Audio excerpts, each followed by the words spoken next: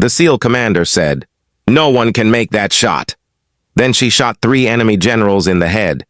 24-year-old Staff Sergeant Nicole Hayes crouched behind the rocky outcropping, adjusting the scope on her Barrett M82 sniper rifle for the 100th time. Her jet-black hair was pulled back in a tight bun beneath her ghillie suit hood, and her emerald-green eyes remained fixed on the target area 2,200 yards away through the high-powered optics. To the SEAL team positioned around her, she looked like just another Army sniper providing overwatch support. What they didn't know was that Staff Sergeant Nicole Hayes was about to attempt the most impossible shot in modern military history. But Staff Sergeant Nicole Hayes was far from ordinary. For 5 years, she had been the Army's most closely guarded secret. A sniper whose accuracy defied physics and whose kill record was classified at levels that didn't officially exist. Her call sign, Shadow, had been earned after she eliminated 23 high-value targets in a single deployment without ever being detected. Marine Scout snipers called her Legend. Army Rangers spoke of her in whispers, and even Delta Force operators showed respect when her name came up. But today, she was working with Navy SEALs who had no idea they were in the presence of the military's most lethal precision shooter. Nicole's background was as unique as her shooting ability. Born to a family of engineers in Boston, she had inherited an almost supernatural understanding of mathematics and physics.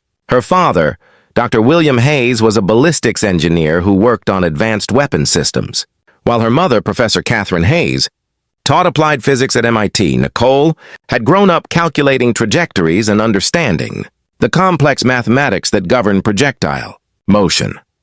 This morning's mission should have been straightforward reconnaissance. Intelligence had identified a high-level meeting of enemy commanders taking place in a fortified compound deep in hostile territory. The mission parameters were simple. Observe and report. The target building sat on a ridge nearly 2,200 yards from the closest concealed position, well beyond the effective range of standard sniper engagement. No shots were to be taken. This was strictly a surveillance operation to gather intelligence on enemy leadership structure. Commander Blake Reaper Thompson, the SEAL team leader, had been skeptical about including an Army sniper in their reconnaissance mission from the beginning. Thompson was a 16-year veteran with 3 Bronze Stars and a reputation for preferring to work exclusively with SEAL personnel. SEALs had their own snipers, their own methods, and their own standards. Bringing in outside personnel always complicated operational security and team dynamics, but orders from Admiral James Mitchell himself had been explicit. Staff Sergeant Hayes was to accompany the mission as the primary long-range observation specialist. Her personnel file, what little Thompson had been allowed to see, showed standard Army sniper qualifications and routine deployments. Nothing that explained why a Navy admiral would personally assign an Army sergeant to a classified SEAL reconnaissance operation. "Hayes," Commander Thompson called out, keeping his voice low as he moved to her position. "What's your assessment of the target area?" Nicole continued studying the compound through her scope, noting defensive positions, guard rotations, and structural weaknesses with the methodical precision of someone who had done this hundreds of times before. 3 primary buildings. Main structure appears to be the meeting location. Heavy security presence. Approximately 22 hostiles visible on perimeter patrol patterns. Any sign of the high-value targets we're supposed to identify? Negative on visual confirmation of specific individuals, but thermal imaging suggests multiple heat signatures concentrated in the primary building's upper floor. Meeting is definitely in progress. Estimate 12 to 15 personnel inside. Commander Thompson nodded and moved to coordinate with his team's forward observer. The SEAL unit consisted of 8 operators, all veterans of multiple combat deployments in Iraq, Afghanistan, and classified operations in other theaters. They had been observing the compound for 3 hours, documenting personnel movements, communication patterns, and security protocols. Thompson's expression shifted immediately from routine surveillance mode to high-stakes tactical assessment. 3 enemy generals represented targets of enormous strategic value. Their simultaneous elimination could decapitate enemy command structure, disrupt coordination between multiple terrorist cells, and potentially end organized resistance throughout the entire region. "What's JSOC's directive?" Thompson asked, knowing that the answer would fundamentally change their mission parameters. "They're requesting immediate assessment of elimination possibilities." If we can take them out simultaneously, we have full authorization to proceed. Priority Alpha clearance, sir. Thompson looked through his high-powered binoculars at the distant compound, calculating distances and angles with the tactical expertise of 16 years in special operations. 2,200 yards was far beyond the effective range of any weapon system in their standard loadout. Even the most advanced sniper rifles had maximum effective ranges of 1,500 to 1,800 yards under perfect conditions. At 2,200 yards, environmental factors like wind patterns, humidity variations, and bullet drop made accurate shooting virtually impossible by conventional military standards. Nicole continued observing through her scope, but she was also listening carefully to the SEAL team's tactical discussion. Through her advanced optics and laser range-finding equipment, she had a crystal-clear view of the target building. More importantly, she could see 3 men in distinctive enemy general uniforms, standing near large windows on the building's upper floor, engaged in animated discussion over what appeared to be tactical maps. "Sir, negative on close approach," Thompson said into his radio. "Range is prohibitive for effective engagement. We'd need to move at least 800 yards closer, which would compromise our concealment and almost certainly trigger their perimeter security response." Nicole made calculations in her head that the SEAL team couldn't see. Wind speed at ground level was 12 mph from the northwest, but her meteorological training told her that wind patterns at altitude would be different. Air density was lower than standard due to their elevation. Temperature was 82 degrees with 31% humidity. Conditions that would affect bullet trajectory in specific calculable ways. "Commander Thompson," Nicole said quietly, her voice carrying an undertone of absolute confidence, "I have visual confirmation on 3 high-value targets. Enemy generals, upper floor, northwest-facing windows. Range 2,247 yards. Thompson crawled over to her position and looked through his own spotting scope, squinting to make out the distant figures. "I see them. Christ, they're right there in the open, but they might as well be on another planet. No conventional weapon system can reach them from this range." Nicole made a decision that would define not only her military career, but potentially change the strategic balance of the entire conflict. "Sir, I can eliminate all 3 targets." Commander Thompson looked at her with a mixture of surprise, skepticism, and the kind of professional assessment that comes from 16 years of evaluating impossible tactical situations. "Hayes, that's over 2,200 yards. The world record for confirmed sniper kill is 2,475 yards, and that was achieved under perfect conditions, with multiple ranging shots in ideal weather. You're talking about 3 separate precision shots at extreme range against human-sized targets. I understand the distance and the tactical requirements, sir." Thompson's experience told him this was fantasy, but something in Nicole's voice, a quiet certainty that he had only heard from the most elite operators, made him pause. "Do you understand the physics involved? At that range, you're dealing with bullet drop of over 400 inches, wind drift that could throw your shots off by multiple feet, atmospheric pressure variations, and environmental factors that change by the second. My best sniper, a guy who's been shooting professionally for 14 years, wouldn't attempt that shot." Nicole looked through her scope again, her mind automatically calculating factors that standard military doctrine didn't even consider.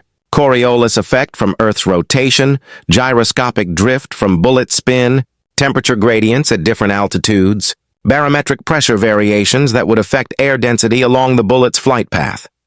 "Sir, with respect, your sniper is using conventional techniques for conventional ranges," Nicole said calmly. "This requires unconventional methods." Thompson stared at her for a long moment. In his 16 years with the SEALs, he had worked with some of the world's most elite shooters. Marine Corps scout snipers, Army Special Forces marksmen, even CIA paramilitary specialists. None of them would have claimed they could make 3 consecutive precision shots at 2,200 yards against human targets. Hayes, that's not confidence. That's mathematical impossibility. The probability calculations for hitting a human-sized target at that range, even once, approach 0. Nicole set down her scope and looked directly at the SEAL commander with the steady gaze of someone who had done the impossible so many times it had become routine. "Sir, I need to show you something." She reached into her tactical kit and pulled out a weatherproof notebook filled with handwritten calculations. diagrams and shooting data that looked more like advanced physics research than standard military documentation. Page after page of ballistic mathematics, environmental compensation formulas, and precision shooting data that incorporated variables most snipers had never considered. This documents every precision shot I've taken over 1,000 yards. Hayes, if you miss even one shot, we compromise the entire mission. They'll know exactly where we are. Security will be tripled throughout the region, and we'll lose any future intelligence opportunities in this area. Understood completely, sir. And if you're captured during extraction, this mission never existed. No backup cavalry, no official recognition, no government acknowledgement. Copy that, sir. Thompson made a decision that went against every tactical manual, 16 years of SEAL experience, and basic common sense about the limitations of small arms effectiveness. Take the shots. Nicole immediately began her pre-engagement routine, a precisely choreographed ritual she had perfected over hundreds of extreme-range eliminations. Environmental assessment came first. Wind speed was 12 mph from the northwest at ground level, but her training in meteorology told her that wind patterns would be significantly different at the 100 feet altitude differential between her position and the target. Air temperature was 82 degrees. Humidity 31%. Atmospheric pressure 29.91 inches of mercury, slightly higher than sea level standard, which would affect bullet trajectory in measurable ways.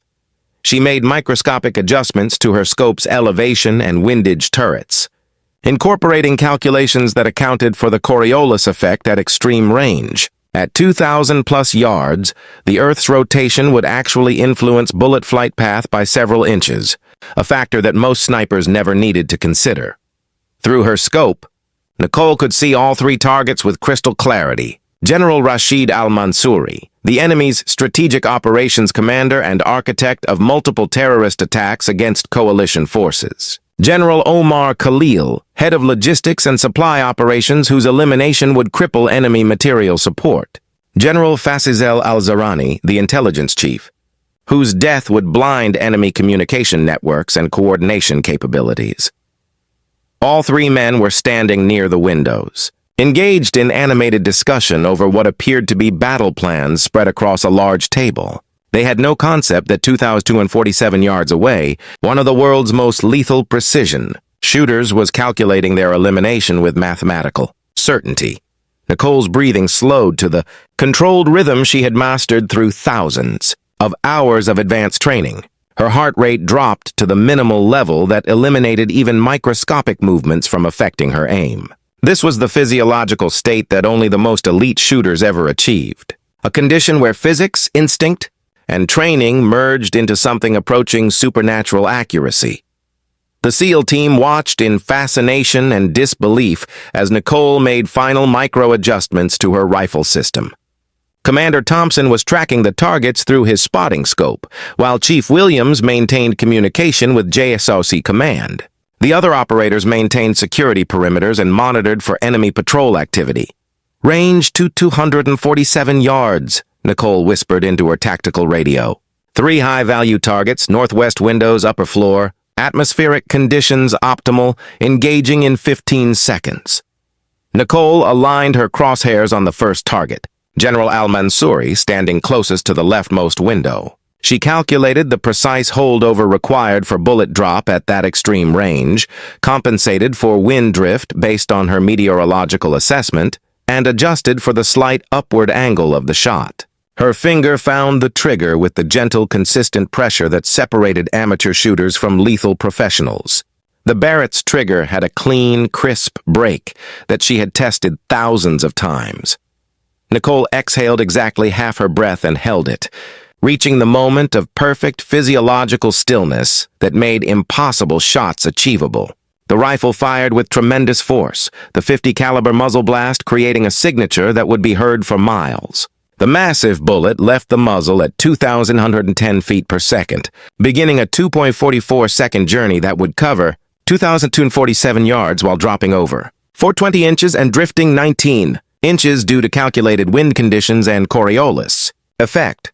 Through her scope, Nicole tracked the bullet's impact with professional detachment and immediately shifted to acquire the second target, General Khalil had instinctively turned toward the sound of his colleague's body hitting the floor, presenting a perfect profile for precision shooting. Nicole's second shot fired before the other generals could fully process what was happening to them.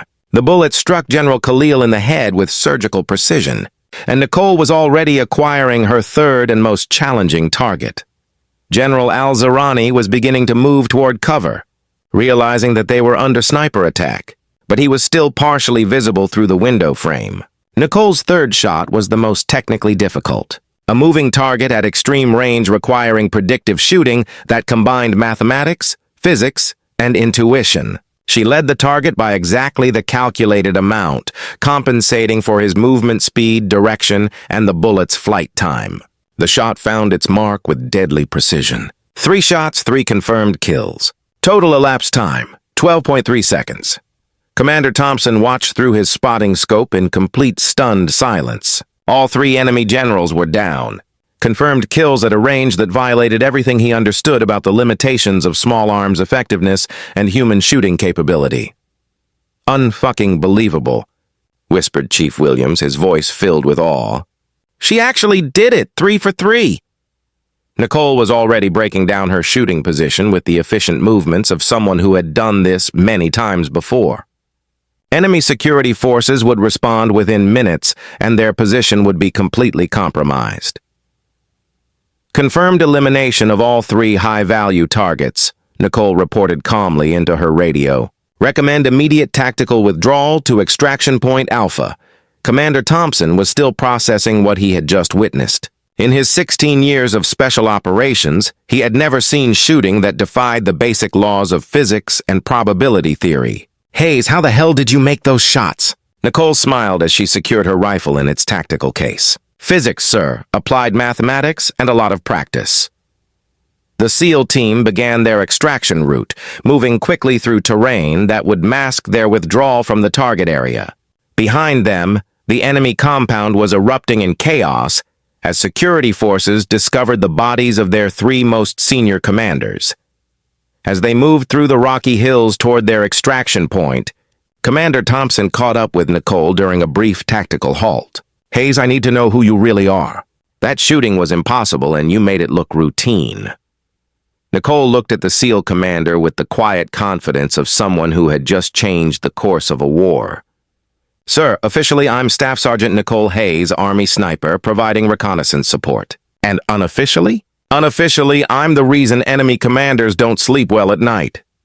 Thompson nodded slowly. "What's your actual classification level?" "Above your clearance, sir." "With respect," Thompson smiled despite himself. "Fair enough. But I want you to know what you did today was the most incredible shooting I've ever witnessed." "Thank you, sir. One more question. What's your actual longest confirmed kill?" Nicole considered the question carefully. "Sir, that information is classified, but let's just say that today wasn't my personal record." Months later, intelligence reports confirmed that the elimination of the 3 enemy generals had completely collapsed organized resistance in the region. Without their strategic leadership, enemy forces had fragmented into ineffective local groups that posed no significant threat to coalition operations. Staff Sergeant Nicole Hayes received no official recognition for her achievement.